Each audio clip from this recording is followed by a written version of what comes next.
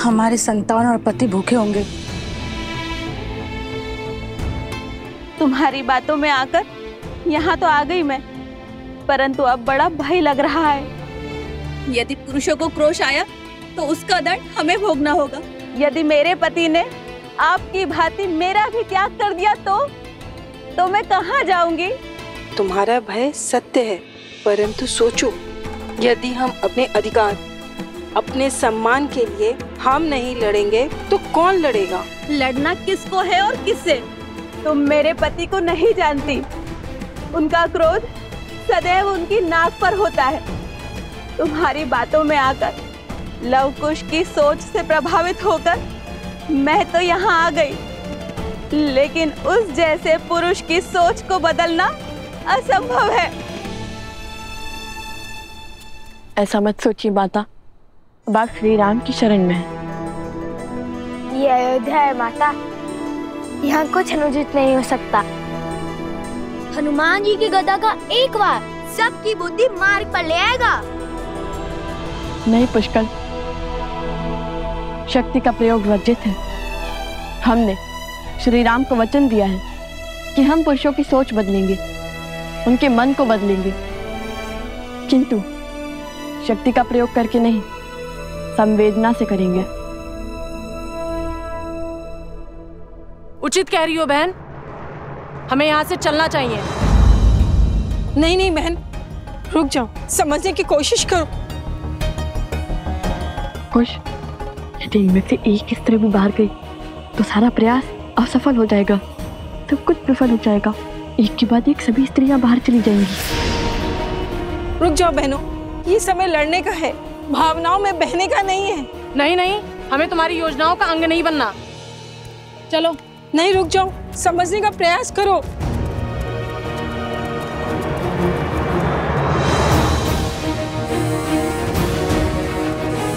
जिनमें एकता नहीं, वो एक दूसरे की क्या संबल बनेंगी?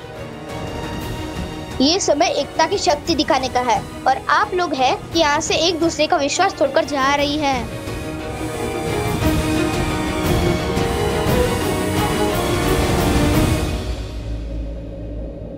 जाने दो इन्हें। ये जीवन भी इनका है और ये द्वंद्व भी। जीने का निर्णय भी इनका है और लड़ने का निर्णय भी।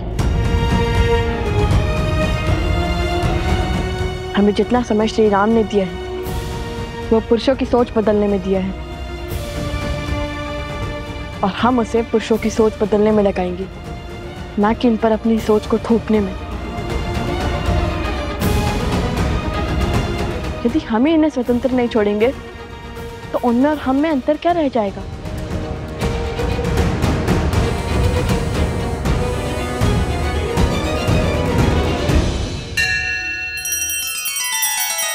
श्री रामचंद्र कृपालु भजु मन हरण भव भय दारुणम नव कंज लोचन कंज मुख कर कंज पद कंजारुणम।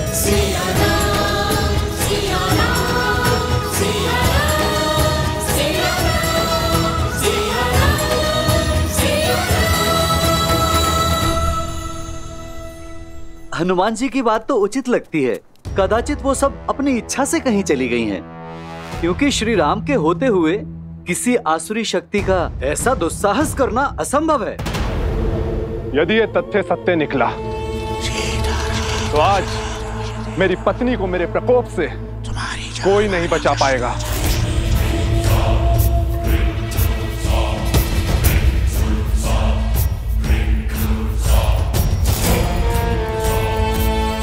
उन स्त्रियों को उनका उचित स्थान दिखाना आवश्यक है। उचित कहा आपने।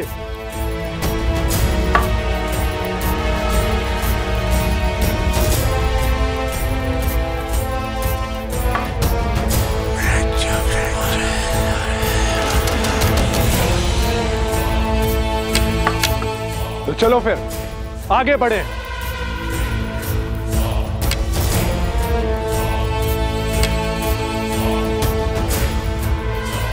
अब दूसरी टुकड़ी को भड़काने की बारी है।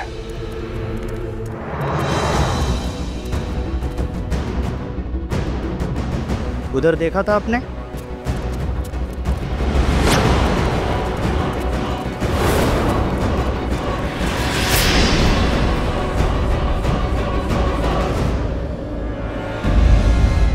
सुशीला, कमला, गीता,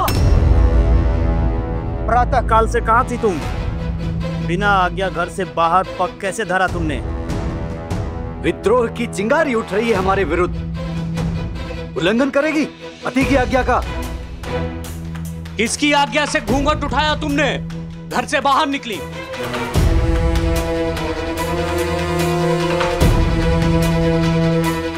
इनको इनके विरोध का दंड देते हैं, पति के आज्ञा का उल्लंघन करने का फल देते हैं। बहुत बड़ी भूल हो गई। हे ईश्वर, रक्षा करना। आज तो ईश्वर भी नहीं बचा पाएगा तुम्हें।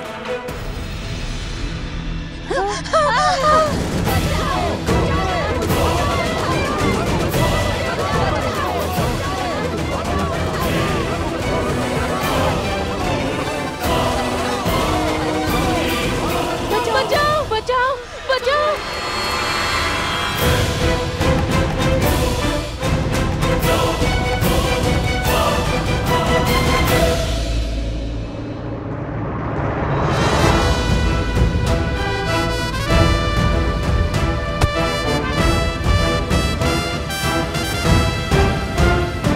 शांत हो जाओ, शांत हो जाओ, शांत हो जाओ।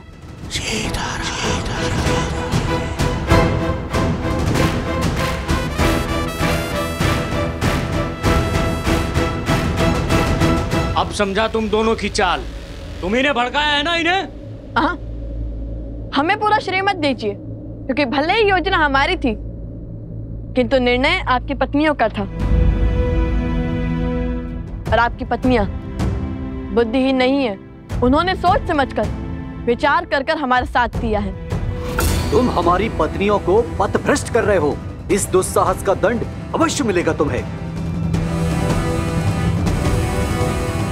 ऋषि कुमार का कथन अनुचित नहीं है। हमारी स्त्रियां भी सम्मान के अधिकारी हैं। हमें तुम्हारा ज्ञान नहीं चाहिए। तुम सब अपनी पत्नियों को अधिक ही स्वतंत्रता दे रखे हो।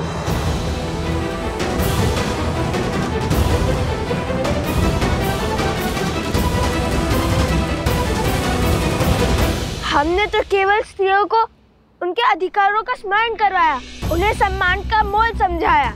अब आप ही बताइए, हमने क्या अनुचित किया? क्या कभी आपने हमें मानव समझा? कभी खेत में काम करने वाली एक सेविका समझा, कभी वस्त्र धोने वाली सेविका, तो कभी भोजन बनाने वाली सेविका, तो कभी बच्चे पालने वाली सेविका। फिर भी हम स्त्रियों ने हमेशा आपको प्यार दिया, आपके घर को संवारा। हमें हमारा सम्मान चाहिए, तो उसमें अनुचित क्या है? मौन हो जा।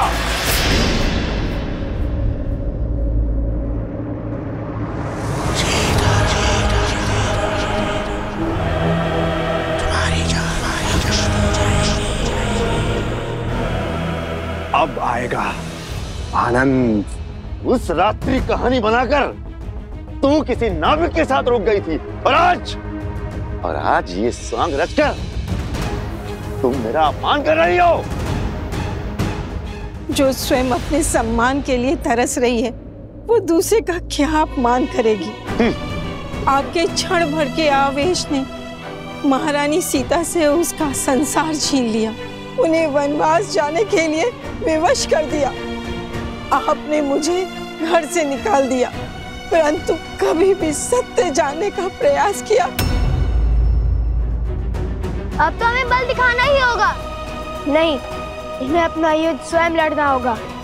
यदि ये अपने स्वाभिमान के लिए नहीं उठेंगी, तो आने वाले वियोग में भी ये सम्मान नहीं पा पाएंगी। इस युद्ध की परिधि ये नारियां स्वयं निश्चित करेंगी।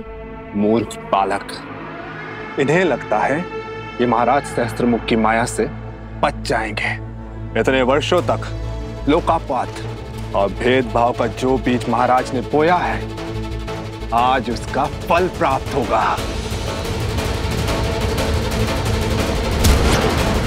तो साहस की हर सीमा पार हो गई है आज। मुझे इस उद्दंड का दंड अवश्य मिलेगा। चल।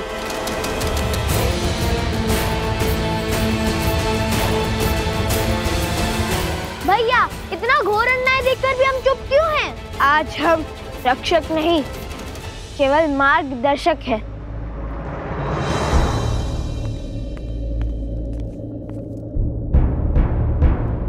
महाराज, नगर द्वंद्व का दंश झेल रहा है। स्त्रियों और पुरुषों में घोर तनाव है। पुरुष स्त्रियों के हर तर्क को निरर्थक मान रहे हैं।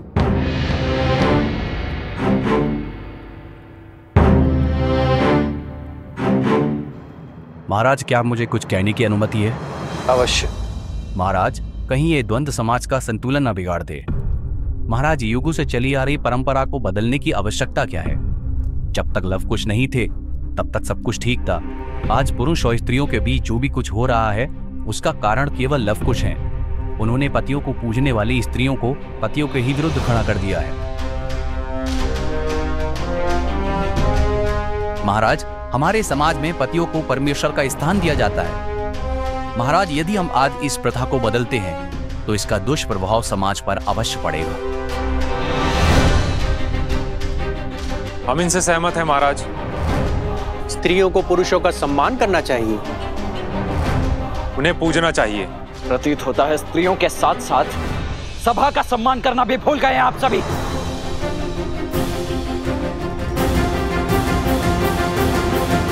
लक्ष्मण, शांत।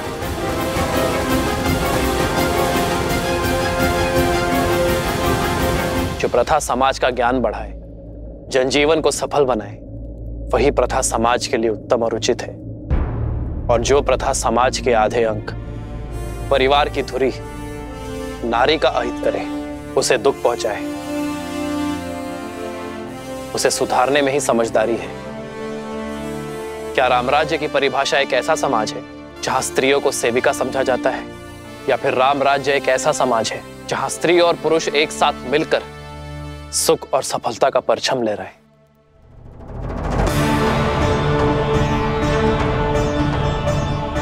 एक स्त्री को दासी समझना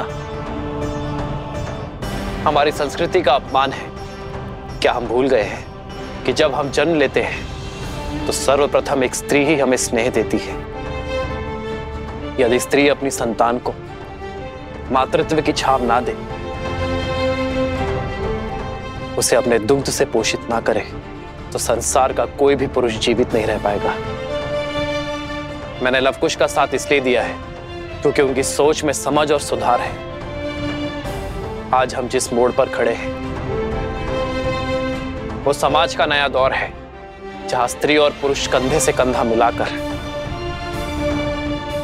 अपनी शक्ति से इस संसार को आगे बढ़ाएंगे। मुझे उन दोनों पर पूरा विश्वास है और मैंने उन्हें जितना समय देने का वचन दिया है उतना समय उन्हें अवश्य मिलेगा।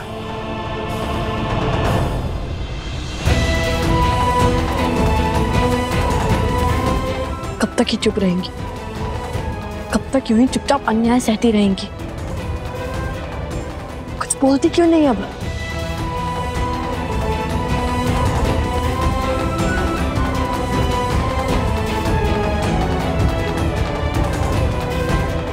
और अधर्म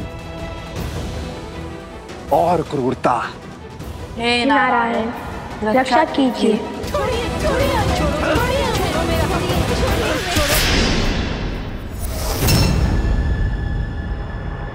जय श्री राम।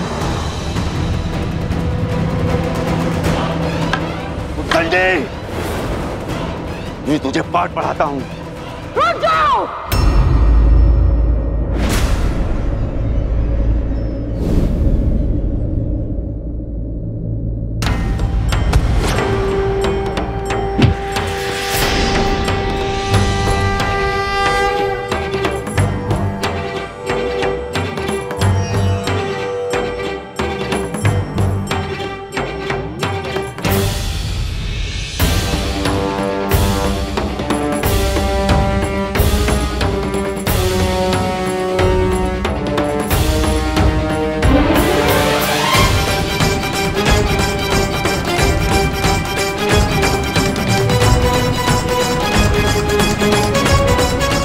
महाराज, घोर असंभव संभव हो गया महाराज। स्त्रियों ने पुरुषों के विरुद्ध ध्वनि उठा दी है महाराज।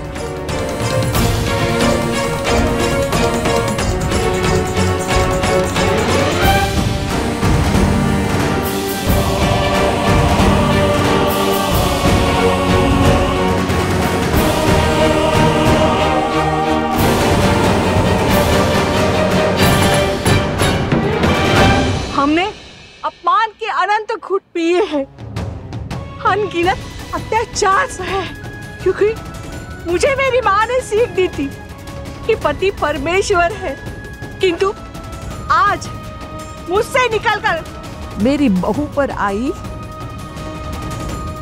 तब मैं सह नहीं पाई हूँ।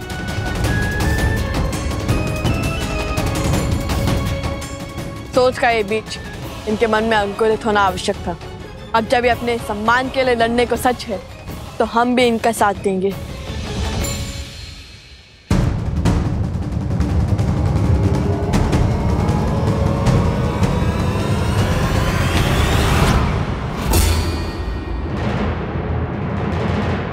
सावधान! अब तक हम चुप थे, क्योंकि ये स्त्रियां चुप थी, किंतु अब जब ये अपने मान सम्मान को लड़ने के लिए सच हैं, तो हम भी सच हैं। अब कोई भी इन पर हाथ उठाने का दुस्साहस नहीं करेगा।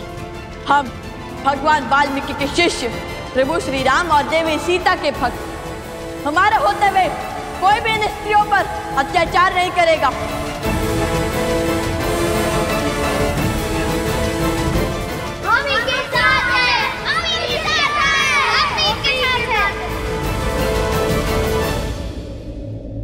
और फिर क्या हुआ? फिर वहां जय महावीर हनुमान, जय जय पवन पुत्र हनुमान, बजरंग बली हनुमान, जय जय महाबली हनुमान। देखिए हनुमान जी, ये लाभ और कुश अयोध्या की स्त्रियों को भड़का रहे हैं। अच्छा, तो घर परिवार संभालने वाली नारी अबोध है, मतिहीन है कि जो कोई भी इन्हें भड़का दे। मैं सब सुन रहा था। क्या आप लोगों के पास इस समस्या का समाधान है? जिस योजना की अनुमति पिताश्री ने दी थी, उसे आकार देने का समय आ गया है। यदि अयोध्यावासी एक दिन में तुम्हारी बात मानेंगे, तो तुम्हारे उपाय को और आगे बढ़ाएंगे। मेरे पास एक उपाय है। यदि आप समझते हैं कि स्त्रियों का योगदान आपके जीवन में केवल खाना पकाना या फिर संतानों को संभालना ही है, यदि आप उन्हें अपने से कम और स्वयं से नीच आंकते हैं, तो ठीक है, केवल एक दिन अपने पत्नियों के बिना अपना जीवन चलाकर दिखाइए।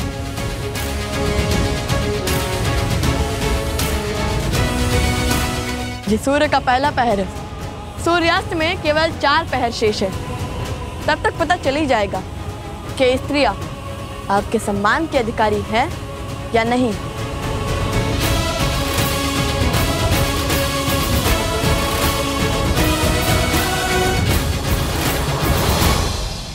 उचित ही तो कहा है लव कुश ने। क्या पुरुषों ने ये चुनौती स्वीकार करी?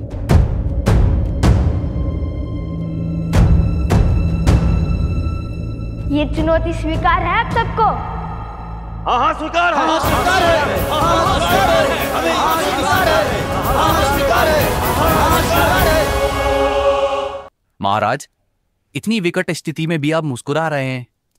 कदाचित आप इस शर्त का तर्क नहीं समझ रहे हैं। पुरुष स्वभाव से बहुत हठी होते हैं। जब बात उनके अहम पर आ जाए तो शाम दाम दंड भेद कुछ भी अपना कर अपना पलड़ा भारी करने की ही सोचते हैं। मान लीजिए कल उन्होंने अपनी पत्नियों का परित्याग कर दिया तो इतनी सारी स्त्रियों की पीड़ा और परित्याग का कलंक अयोध्या के माथे ही लग जाएगा।